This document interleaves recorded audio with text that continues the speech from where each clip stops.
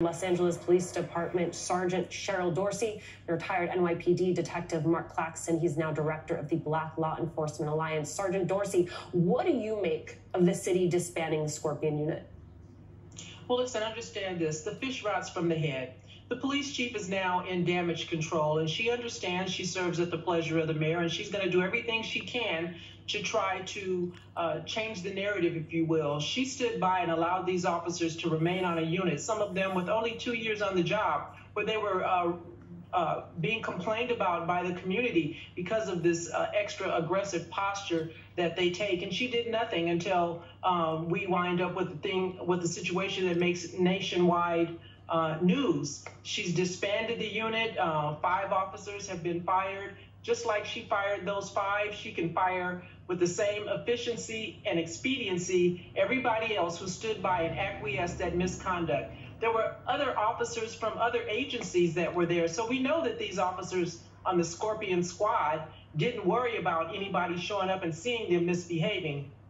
I'm certain this is how they get down. This is what they do. They did it too easily. And for her to say, well, I don't have a whole bunch of sergeants, I don't have anybody to oversee these guys, is inexcusable. And so they need to go. She needs to go. Detective Claxton, I want your thoughts, too, on the disbanding of the Scorpion unit. And if you could just talk us through why units like this exist and why they can be problematic. Well, it's not hugely significant that they would disband this unit. It should be disbanded at the very least. But what commonly occurs in police agencies is that you just change the acronym, change the name, perhaps indicate that you're changing the focus of this particular enforcement group. You know, these groups, this Scorpion group, there are names throughout the communities, throughout this nation, of similarly situated law enforcement units that involve plainclothes patrols, supposedly targeting violent crime, and are known as, in some places, the Jump Out Boys, sometimes Midnight Marauders. Sometimes they have fancy acronyms like Scorpion. Sometimes they just call street crime unit, as is the case in New York. But and if you don't have a significant supervisory presence in these units, if you don't have high level of accountability within these units, if you're acting hands off while these units are operating with impunity throughout the community, then it's only a matter of time before you have some high level tragedies.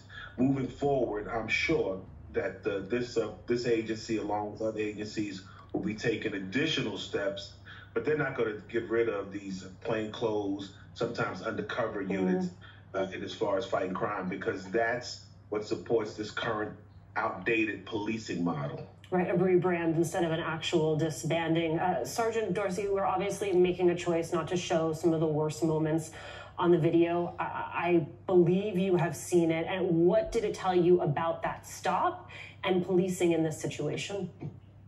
Well, that the officers were punishing Mr. Nichols. We hear them on their police radios creating an audio record to substantiate this use of force that should have never occurred. We hear them manufacturing probable cause. They lied from start to finish. They said that he was involved in a reckless driving situation, which is just an infraction. We know that not to be true per the chief's statements. They lied and said that he was resisting, that he was fighting, punching at them, grabbing for their weapons. And then they went to his mother's home and lied to her and said, we've arrested your son for DUI. We had to mace him, pepper spray him, and he's on his way to the hospital, and we're going to treat him and then book him, so you can't go to the hospital to see him. They lied about everything, and I'm certain that that's why the police chief decided to look at that Sky Cop video to see exactly what went on. And once she realized what she was dealing with, then she had to put that fire out that she allowed to smolder for over a year. And know this, those 500 arrests that they made, those officers who lied are all tainted individuals, and every arrest report should now be dismissed by the district attorney. He's got work to do as well. Detective Claxton, I mean, the response from other police departments across this country has been generally condemnation of the officers. I wonder what you make of that. It's other departments trying to keep their hands as clean as possible, recognizing and realizing that this is an institutional problem. It's a problem with modern day policing, if you will, and the reluctance of agencies to move towards a more holistic public safety model, which would lessen the likelihood of these incidents occurring. Let's be clear about something. What we witnessed occur there to Mr. Nichols was a sadistic beating, a public lynching, and it should be addressed and handled just as it is, a public lynching.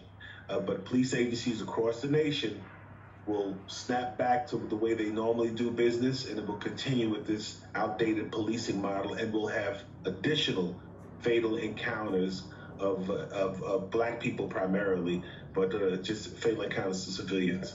And this is why we keep hearing calls for radical change. Sergeant Dorsey, Detective Claxton, thank you both so much. Up next.